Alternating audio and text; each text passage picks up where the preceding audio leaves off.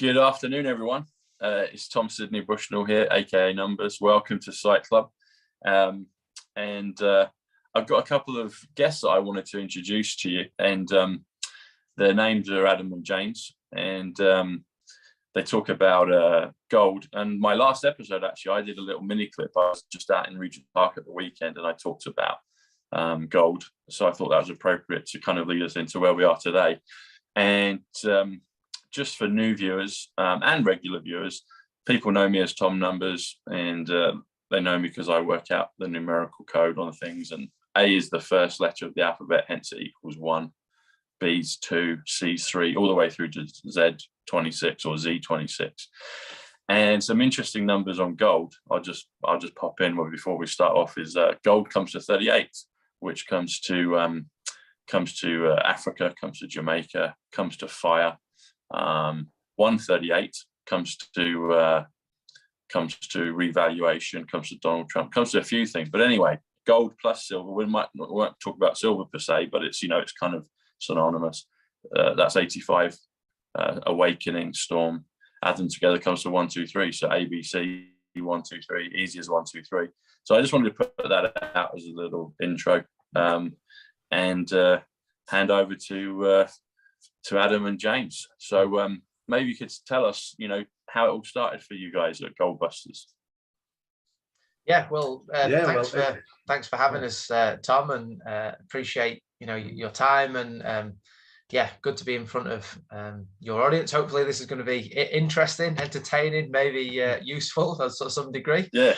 And I guess before we go into talking about gold and silver, it'd be worth just us giving you a bit of a background to how we got to this point where just normal people, and we've got a fairly normal story, no kind of crazy things happening, but it really paints a picture of how we got to this point. And everything that we talk about, we do for ourselves. So we're not just saying, hey, gold and silver, they're a nice idea. We're saying, look, this is our journey. This is how we found gold and silver for ourselves. This is what we personally do. And more importantly, why we do those things. The story kind of started with James. So I'll let him start. Myself and James are actually related somehow. James is my wife's cousin. So not sure what that makes us in relation, but there's some connection. Takes you back to Noah. Takes you back to Noah in the flood. Noah's actually 38 gold, so it's quite fun that you brought that one up. Oh yeah. So James, if you just want to kick off and how you got started on your journey, and then we'll go from there. Yeah, where do we start? Well, I think we'll start with ex-military. I spent 22 years in the army, British Army, and while I was in the British Army, I did you say 22 years? 22 years. I did my full stint. Yeah, 22 is 22 is the atomic number. Well, sorry, the atomic symbol for gold, AU. So A is 1, U is 21, and together is 22. Yeah. Comes to Deal, comes to Lee. So anyway, it's 22 years. There you go, James. Think of that. Yeah. Right, yeah. There you go. Flipping it. 22 years in the army. And while I was in the army, I got myself educated outside of the army. I started learning about finance and the banking system and how it really works, and how it works against us, Right. So I spent a lot of money I paid some very wealthy people to teach me about finance and how it all works, etc. And then I started helping members of the forces. I started paying off people's debts for them even, and showing them the error of their ways. But a long story short, I came to realize that giving people money doesn't work either. Just giving people money doesn't work. You need to educate them. They had no idea how money really worked, the whole system, etc. So that's where it started for me personally. And when I was still in the army, I left in 2013, November 2013. So, but I met with the finances in general. We used to put financial plans together for people, help people get out of the debt a lot quicker, like mortgages, show them how to pay them differently to get rid of them quicker and things like this. Lots of really good things. We used to help people with debt stacking, things like that. But then we came to gold. Then we came across gold. We saw the value in precious metals. on this journey. And obviously I met Adam at a family do, and we hit it off, and that's when we started our journey together. How long back was it, Adam? Was it 10 years? It must be a long time, a while back now. Yeah, probably longer than that. It must be a while back now. Yeah, it's before I left the army, wasn't it? Anyway, that I met you and yes. etc. But basically, I'd done quite well for myself because from what I'd learned over the years, Tom, from just thinking outside the box and just learning the system and learning how to use a system against the system, if you know what I mean, for yourself to help you and your family, not the system. So I started helping other people. I had a passion right from day one. I've always enjoyed it, just helping people, paying off the debt first. Didn't work. Yes, I helped them out short term, but they were all back in debt the following week. So then we started educating them instead. Then we came across metals. This is a long story cut short, because I heavily invested in property and things like that. That's where I started out, and then onto precious metals. But precious metals, we just found that it's such an easy way of helping people to take back control, because that's what it's all about. That's the number one reason we do this, is to take back control of our own personal finances. Because when it's in a bank, our money's not owned by us, is it? You get nothing for it. It's not owned by us. It's legally controlled by the banks. They can do what they want with it. They've got bail-in laws, etc., etc. You get hammered by inflation. So basically, we've just started helping people to take their money out of the banking system, take back control of it, and save in precious metals rather than paper currency. So we just thought that's one of the easiest things you can do to help somebody. It's not rocket science, is it, Adam, at all? There's nothing complicated about it. You just save in metals rather than saving in paper currency. And that's a big tick in the box, because your metals are outside of the system. So guess what? You all of a sudden, you own your money. You own it now. You can do what you want with it. You control it. When it's in a bank, you don't. And Adam could tell you some stories, and myself could tell you some stories that our customers are telling us right now about when they're trying to take money out of the bank and buy metals. The banks are trying to stop them. They're trying to stop them. We're hearing some white stories. So that just tells you who's in control of your money, Yeah. So that's a really long story short, though. But that's why I started out in the army, helping people. But then we started helping everyone, not just members of the forces. We came across precious metals on our journey. It took us 18 months to find the company that we work with mainly. We work with a few companies now, but the main one, we've been working with them, what is it, 6 years now, Adam? We've been partnered with them? Yeah, longer than that, years, yeah. 6 years, I don't know. Yeah. Time flies, we forget, but we've really, we've got a really strong bond now, a strong partnership. They've always done the right thing from day one. They're just great. They're really good companies. So we've been working with them to help families to be in a better place financially. That is the long and short of it. To be in a better place financially. I think through all of this, there's been a common kind of, I guess, a two-step process unconsciously, and that has been that when James started educating himself, he then wanted to pass that information on and to educate other people. And it might sound, a little bit, a bit warm and fuzzy, but there's no better feeling than, explaining something to someone, how the financial system works that we all operate in every single day. And you can show them something that they've been in and around and using. And all of a sudden there's that light bulb moment and they go, gosh, I never realized that. Just things like James hinted at, how you pay your mortgage off. Most people will pay it off monthly because, well, is there another option? Well, yeah, there is. And when you understand the mechanics, fairly simply, actually, you can get out of debt far quicker and put less in the bank's pocket and more in your pocket. And it actually doesn't cost you anymore. It's just how you structure it. So it's little key things like this that we've learned for ourselves. And then we've gone, this is too big to keep to ourselves. Yes, we've benefited from it. Let's get that message out there and let's help people. And the reason we like precious metals so much is we realize that paper money does not hold its value. And we encourage people, please do your own research on this. Don't trust us. Do your research, find it out for yourself. You'll see that paper currency goes to zero. There's been about 750 paper currencies in circulation throughout time. And other than the ones that are around today, they've all gone to zero or have been wiped out. and they're designed to do that. They're designed to lose value. They're a tool of governments and countries that they can print and do all these different things. Well, that's fine for them, but it's not good for us when we're, storing our wealth, our hard-earned money that you trade your time and your life for it, and it's just disappearing. The value is just dropping. Whereas when you look at precious metals, and this is what we found for ourselves, is they're a much better store of value than paper money. And that's what we started doing for ourselves first and foremost. And then we had other people saying to us, well, that sounds interesting. First of all, why are you doing that? And we're explaining that part of it. And then they started saying, well, can you help me to do the same? And that's how our journey started. And when you realize that over time, and look, none of this is financial advice. We don't want to advise people. We want to educate them. We want to give you the education that the school system didn't give you. We think you should have been given. And you'll see that paper money goes down in value over time, generally speaking, whereas gold generally goes up over time. So here's the 10-second elevator pitch. Tom, are you ready? Yeah, go for it. Paper goes down, gold goes up. Which one do you want? There you go. Yeah, it's as simple. Yeah, it's so simple, and that's why we like precious metal so much, because I say everyone, but most people understand that.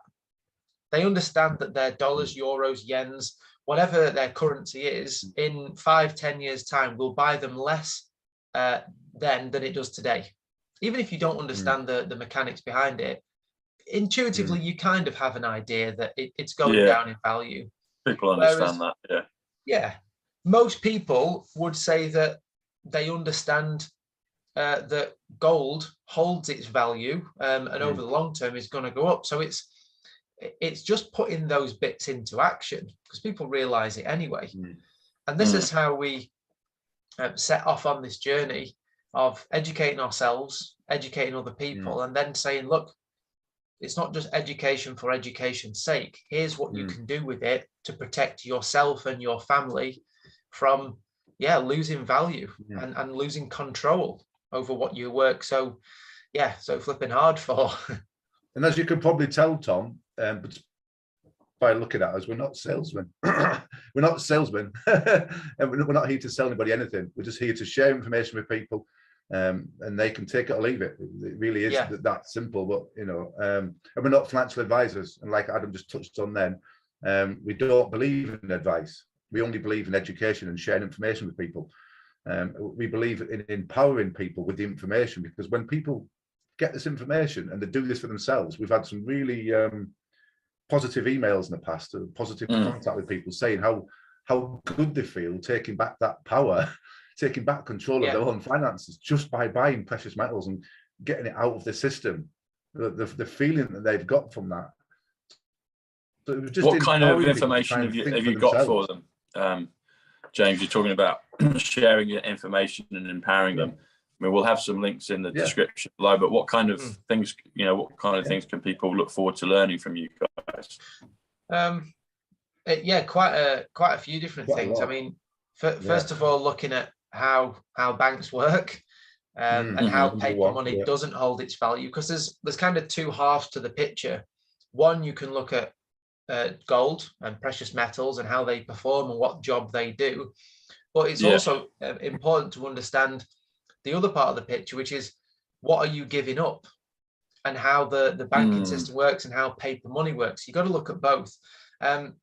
We've done videos before on the how safe your money is in a bank, the different laws that govern what happens if a bank fails, bail-in laws, bailout laws, how the banks can and have in the past taken people's money to prop themselves up.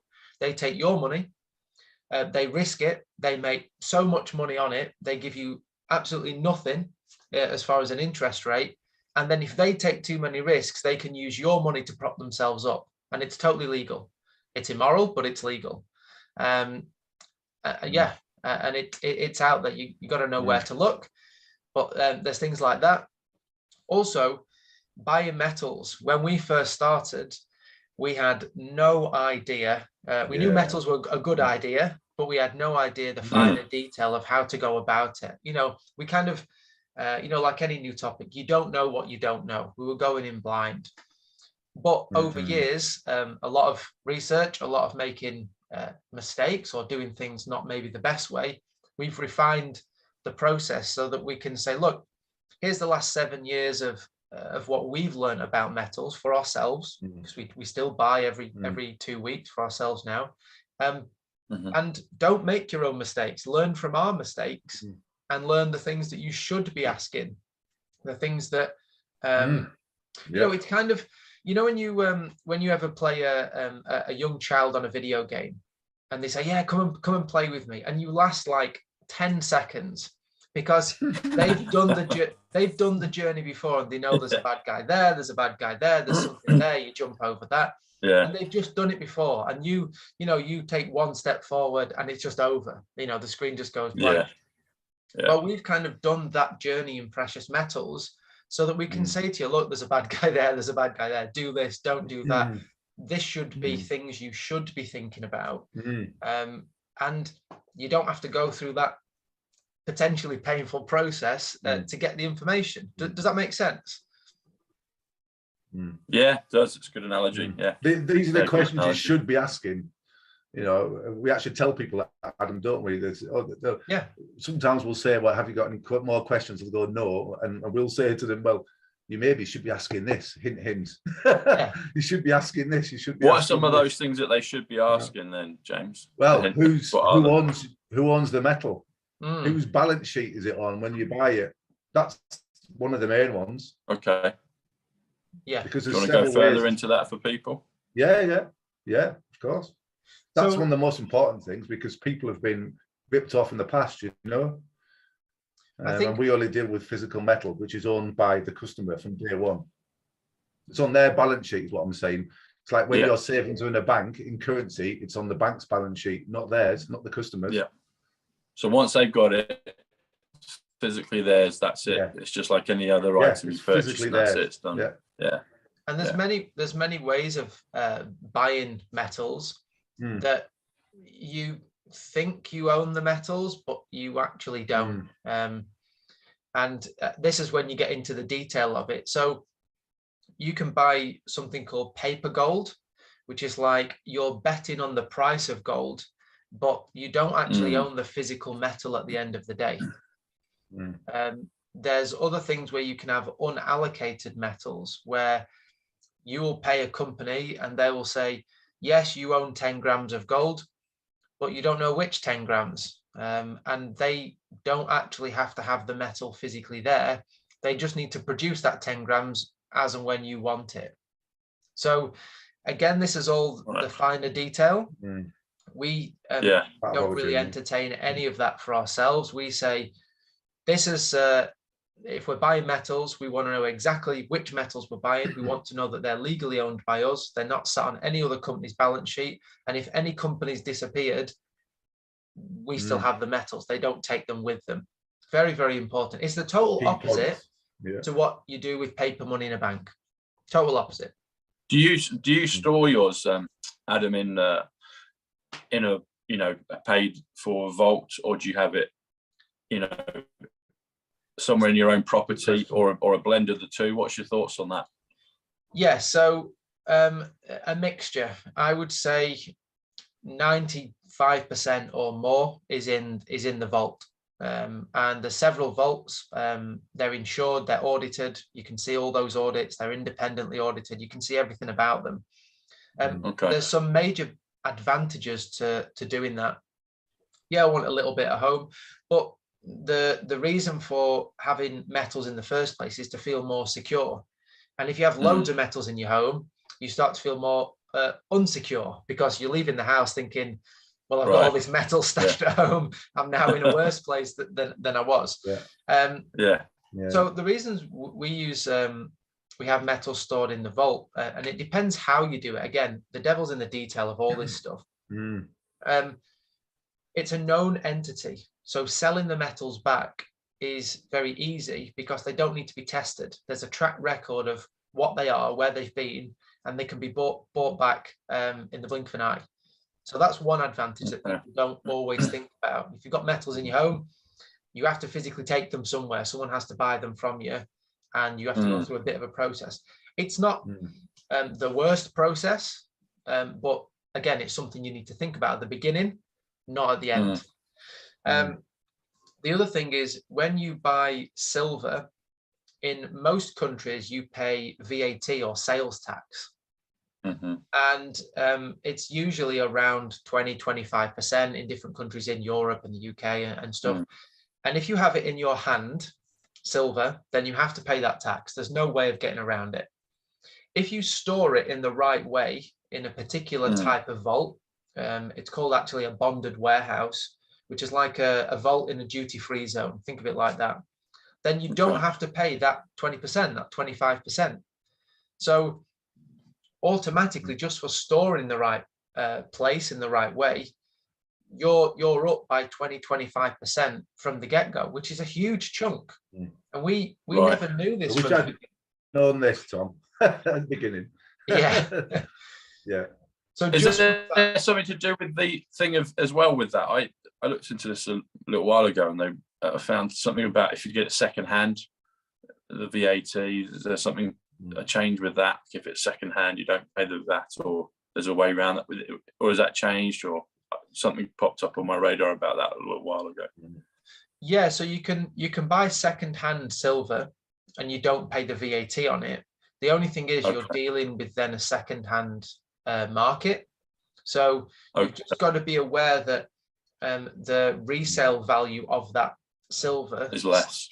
Well, yeah, you just got to be aware of that you're not saying compromising at one end, and then at the other end there's a surprise. We just say, look, keep it simple, buy the brand new stuff, and just never pay the VAT. Have it stored, and that's done through having it stored in the right way in a vault. You don't pay the VAT. Yes, exactly. Exactly. Okay, and you talk about that on the some of the links below. Yeah. Of course. It's that's good to know. Yeah. I mean, it can save you literally thousands. It's tax at the end of the day. I always say when you pay the tax, the metal's no shinier. It looks exactly the same. It's just you're paying tax to the government. So, and then do you have a favorite between gold and silver, or is it just a blend? In your hands, Tom, by the way.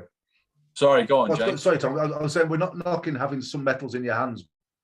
By the way. Okay. You can do it either or, but we just share with people information, our thoughts on both sides. If people ask, I've also got some stashed, not at home but away. I can get my hands on if it ever needed to, but most of it's in the vault where it's secure. But most of your because portfolio I used to have metals in the vault. Yes, that's right. Yes, again, I used to have a lot more at home, Tom. Didn't feel secure. I didn't feel secure. I felt like I put my family at risk. I didn't want to leave the house. Okay. So all of these things, they're not right or wrong.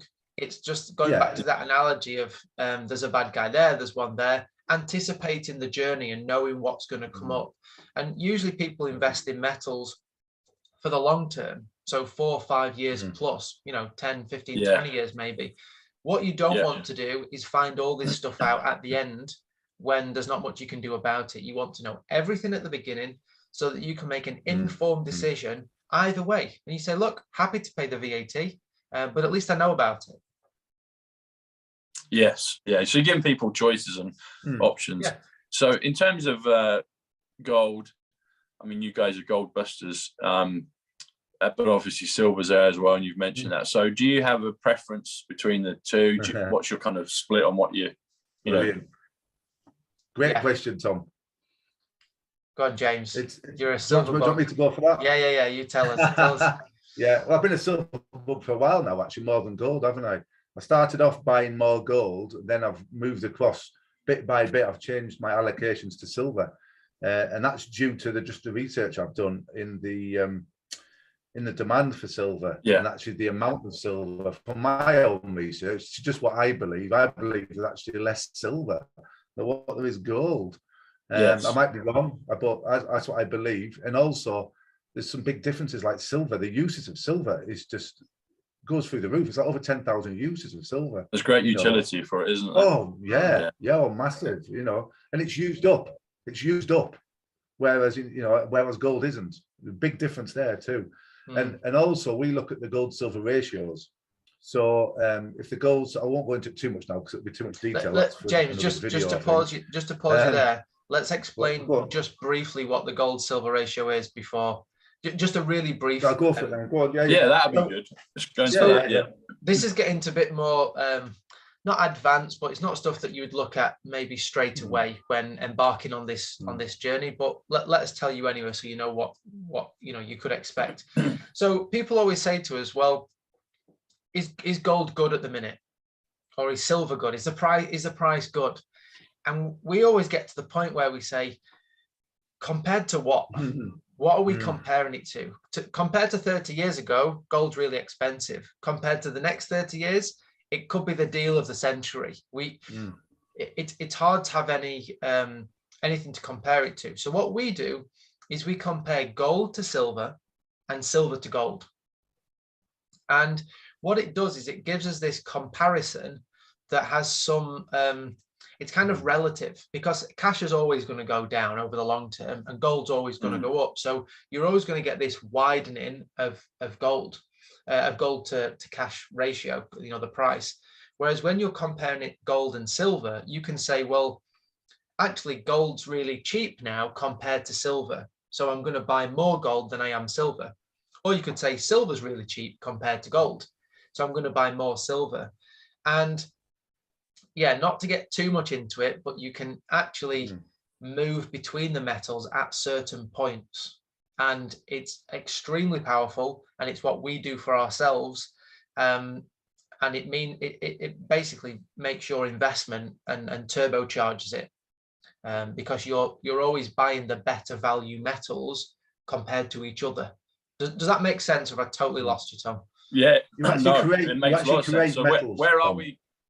Sorry, go on, James. No, you actually create free metals from doing that. You increase your portfolio by doing that. That's the main aim, and that's what you do. It works. Okay. Yeah. So you're finding the balance and the harmony between the two at any given point. Yes. So where are we at right now? What's the better one, silver or gold in the ratio? The ratio says silver. But yeah. Okay. The ratio today is around 79, is it today? 9, yeah, something like that. What was that number again, Adam? 79. 79 is the ratio, yeah. Today. That's what it is today, yeah. Okay. So in favour of silver. Yeah. So what the ratio is basically saying is, if you've got 1 gram of gold, you can buy 79 grams of silver with it. Okay. When you have some reference points of what that means, then you'll know that silver's very cheap compared to gold, relatively speaking.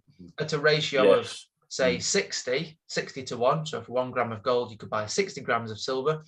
We would say, well, for ourselves, we would buy 50% gold, 50% silver. That's a kind of 60-65 is about the average over the last 10-15 years, something like that. So anything above that, we're looking more on the silver side. Anything below that, we're looking more on the gold side. And you can look up the gold silver ratio and see how it's performed and see how it's moved, and you get a bit of a feel for what these numbers mean. Again, we can go into way more detail. Good to know that. Yeah, just an idea. How long has it been in the kind of 79 range, or in a positive direction for silver? Oh, since about 2013, 14, something like that. Oh, really? Yeah. So it's not recent then. It's been like that for a while, where it's been and pointing towards silver. When all of this pandemic kicked off, I know what he's got to say. It got up to about 120 nearly. Yeah. Right. So if people bought silver at that point, and then as it's come back down, switch their silver into gold, they would be rubbing their hands together. They would have so much more gold. Yeah. Because they've played this ratio. But put simply, Tom, here's how to think about it. Whether it's gold and silver or cash and property, it doesn't make a difference. You're starting with one thing, switching it to something else, and then switching it back. So you buy a house, you've got cash, Make more. Switch your cash into property. The property goes up in value. You switch your property back to cash. You've got more cash than you started with.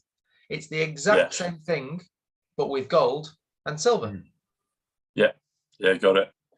It's interesting as well, Adam, that you say that ratio number is 79 right now. 79 is actually, not to confuse people, because that's in the positive direction for silver, as you're saying, but the atomic number for gold is actually 79, which is interesting. And 79 in numbers comes to wonder, comes to super, comes to a few things. But yeah, that was, as soon as you said that, I kind of, the way my mind worked, it kind of set, so I thought, it's interesting to mention that as well. Yeah, sure. So hey, we still buy gold, don't we, Adam? We still buy it. It's just that just dictates how much of it we buy compared to silver. Silver at the minute is great value for money compared to what gold is. So if it changes either way, we'll buy more gold, or we'll actually just switch now. We've got this, if any of our customers who have got an account with us, they can switch using their customer account. They can switch between the metals at certain ratios, and we help them with that. We tell them, we'll show them the numbers. We don't tell people what to do, because we don't advise, obviously. We just show people what we do, I think the question, sorry, go on. Go ahead. Go on, no, go ahead, Tom. I was going to say there's a future question. Maybe we'll do another episode soon, and I wanted to, I guess, something to anticipate for the viewers is thoughts on perhaps if there's a because it's quite well known that historically, recent history, that silver's been suppressed in terms of its price, and if it ever gets changed, what it would come to, and how much that would kind of jump as well. So maybe that's something we can talk about in part 2. But it might be more of an advanced question, but I think it'd be quite interesting for a lot of the viewers, because a lot of them, there's a lot of new people, a lot of in between, but there are some that would really kind of really like to talk about that part, and I'd like to discuss that as well, maybe part 2 with you guys. But no problem. I think with all of this, we've covered quite a few different topics here, just to give people a flavor of how we help people and what kind of things we discuss. But I always like to boil it down to, well, look, that's great, but what do we do here and now? And I think the first step is just buying some metals in the first place. For a lot of people, it's quite a big cognitive jump from what they're used to doing, which is saving money in a bank, and it's what they've always done, and it feels familiar. Not that it's, well, we don't think it's necessarily the best option, but it feels familiar, and it's what everybody does. So there's a bit of social proof around it, and it's quite a big jump to then say, I'm not going to save in paper in this bank. I'm going to save in metal that's held in a vault, and it can be a bit a bit unnerving because it's just new.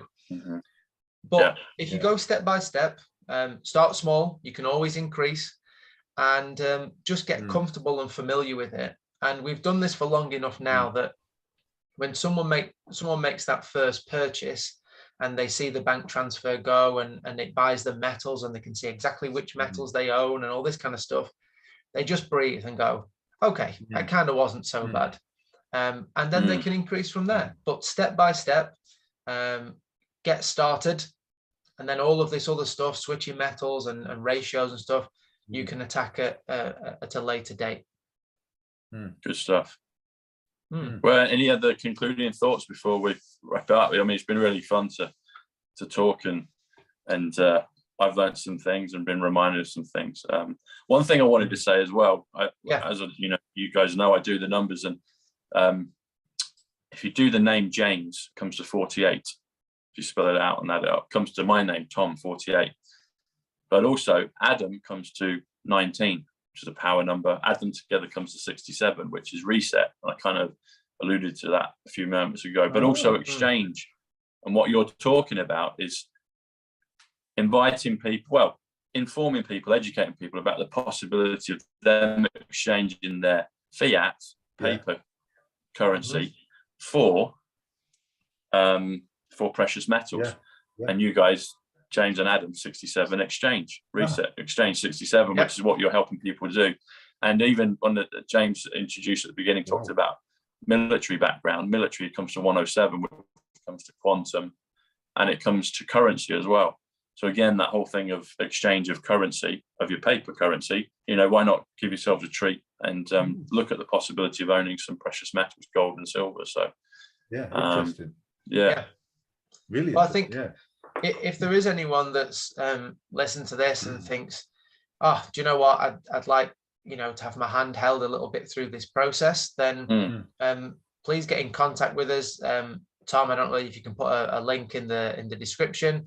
Yeah, we'll have the link in the description, and people, if you're interested, get in touch with the boys. Yeah, for sure. Yeah, and we'll you know, hold your hand through the process. We used to speak to everybody in person, but there's that many people now, we just never get to everyone. So we've got different videos and different ways of doing it, but it's still our, you know, our thoughts and how we can best help you. And depending on which country you're in will depend how we can help you, but we'll explain all of that. And yeah, just get in touch and let's just go from there. Let's just start the journey and yeah, see where we get to. We help people as much or as little as what's best for them, what suits them. You know, some people want lots of help, some people don't. Yeah. But we've got the system's all set up to deal with that, Tom. So we've been doing it for long enough now. It's just good. It's the best job in the world, being able to help people, being a better person. You know, it really is. Yeah, it's great. That's it. Help and learn and grow together. That's it. And yeah, everyone on Psych Club, do check out the links. We'll put those in the video description just below. And in closing, you mentioned there, Adam, you said about country. Obviously, there's a lot of people here in the UK, England.